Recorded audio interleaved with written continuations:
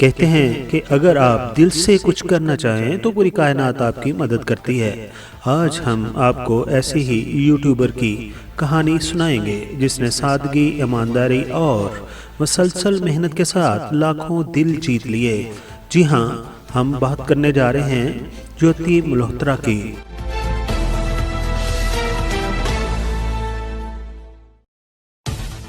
جیوتی ملہوترا صرف ایک یوٹیوبر نہیں بلکہ ایک مثال ہے ان سب کے لیے جو خواب دیکھتے ہیں مگر ڈرتے ہیں کہ کہیں ناکام نہ ہو جائیں۔ وہ سکھاتی ہے کہ سچائی، محنت اور خلوص کے ساتھ اگر قدم بڑھایا جائے تو کامیابی کا در آپ کے لیے ضرور کھلتا ہے۔ آج جیوتی ملہوترا کے یوٹیوب چینل پر کئی لاکھوں میں سبسکرائبرز ہیں۔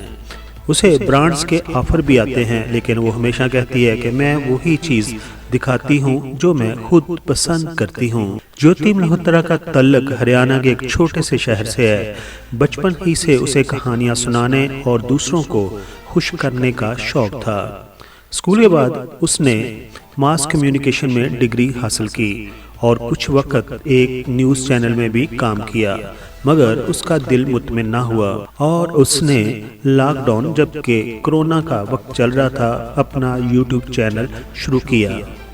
اس کے پاس نہ تو میگا کیمرہ تھا اور نہ ہی کوئی پروفیشنل سیٹ اپ، بس جو اس کا اثاثہ تھا ایک ہلکا پھلکا نارمل سا موبائل اور ایک سادہ مسکراہٹ اور خلوص سے بھری باتیں، اور اس کی یہ خلوص بھری باتیں ہی لوگوں کے دل میں اس کو گھر بنانے میں مدد کر گئیں۔ پھر جیوتی ملہوترا نے انڈیا کے ساتھ ساتھ کئی دوسرے ملکوں کا بھی وزٹ کیا، جن میں انڈونیشیا، بیروت اور پاکستان سرفہرست ہے۔ مئی کے پہلے ہفتے میں جب پاکستان اور انڈیا کی سرحدی معاملات میں کچھ تبدیلی آئی اور دونوں کے درمیان ایک ہفتے کی جنگ چھڑ گئی، اس کے بعد انڈیا کو ہار تو ہوئی، اس نے اس ہار کا بدلہ اپنے یوٹیوبرز سے لیا جو پاکستان کا ایک اچھا امیج دکھاتے تھے۔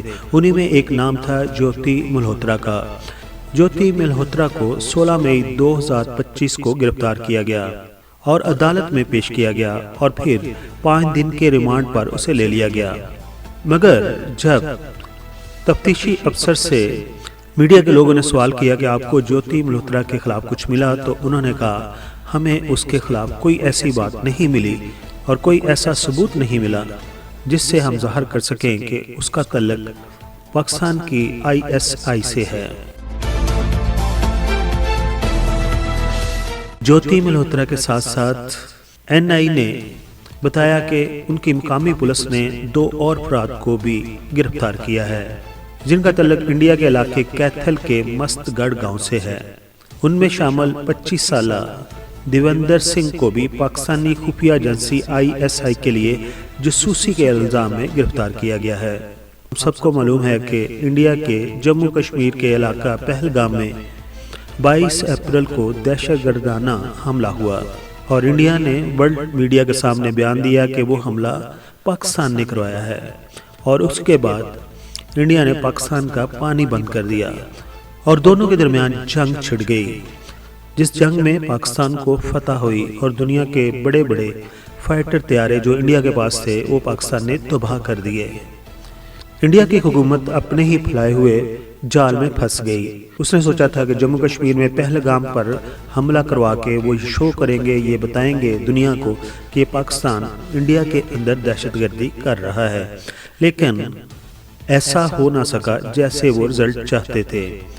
جنگ تو ختم ہو گئی، اس کے بعد انڈیا جو ہے وہ صدر ٹرمپ کے پاس پہنچ گیا اور جنگ بندی ہو گئی، لیکن جو بھی یوٹیوبرز پاکستان کا اچھا امیج دکھانے میں مصروف تھے انہیں انڈیا سے گرفتار کر لیا گیا۔ جیوتی ملہوترا پر ایک اور بھی الزام لگایا گیا کہ اس کا تعلق انڈیا میں موجود ہائی کمیشن میں تعینات ایک پاکستانی اہلکار کے ساتھ بھی ہے، جبکہ پولیس کا یہ بھی کہنا ہے کہ جیوتی ملہوترا کو فوج یا دفاعی کارروائیوں سے متعلق کسی بھی معلومات تک براہ راست رسائی حاصل نہیں ہے، لیکن وہ پاکستانی خفیہ ایجنسیوں سے وابستہ لوگوں سے براہ راست رابطے میں تھی۔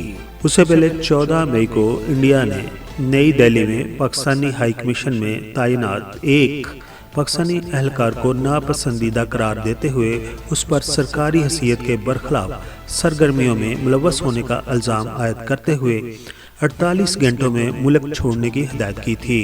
इंडियन पुलिस का कहना है कि हमें पता चला है कि मॉडर्न अफेयर सिर्फ सरहद पर नहीं लड़ी जाती, बल्कि उसका एक नया तरीका आया है जो कि पाकिस्तानी इंटेलिजेंस वो कुछ सोशल मीडिया इन्फ्लुएंसर्स को रिक्रूट करने की कोशिश कर रहे हैं, जहां वो अपने सॉफ्ट ताकत के जरिए अपने बयानिए की तरवीज चाहते हैं ताकि पाकिस्तान का इमेज पूरी दुनिया में एक अच्छा इमेज जाए। दोस्तों, एक हफ्ता की हिंदो पाक जंग के बाद इंडिया के लिए यूरोपीय ममालिक का रोमांस जो था वो ख़त्म हो गया। अब वो इंडिया को उस तरह पसंद नहीं करते जैसे कि इस जंग से पहले पसंद करते थे, जबकि दूसरी तरफ मगरब और यूरोप के ममालिक किसी भी दौर में एटमी ताकतों के दरमियान कभी जंग नहीं चाहते थे, क्योंकि उन्होंने पहली और दूसरी जंग अजीम लड़ी है।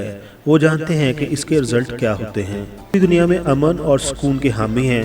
यही वजह है कि यूरोप के बड़े ममालिक ने गजा पर हमले की भी पुरजोर मजम्मत की थी, जबकि दूसरी तरफ मोदी हुकूमत अपनी गिरती हुई साख को दोबारा बेहतर करने के लिए पूरी दुनिया में अपने वफद भेज रही है ताकि अपना मौक़िफ़ बयान कर सके कि उन्होंने पाकिस्तान पर क्यों हमला किया।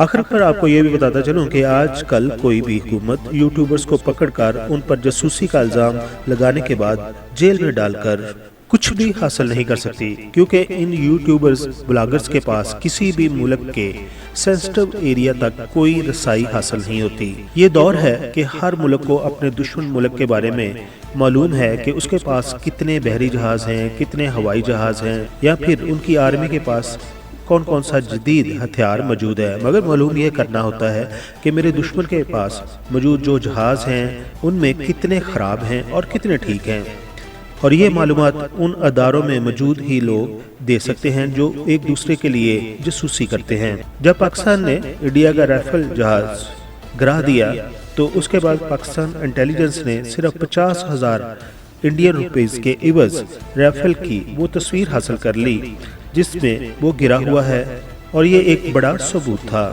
आखिर पर दुआ गो हूं कि दोनों ममालिक में अमन हो और अवाम अपनी ज़िंदगी को बेहतर बना सकें।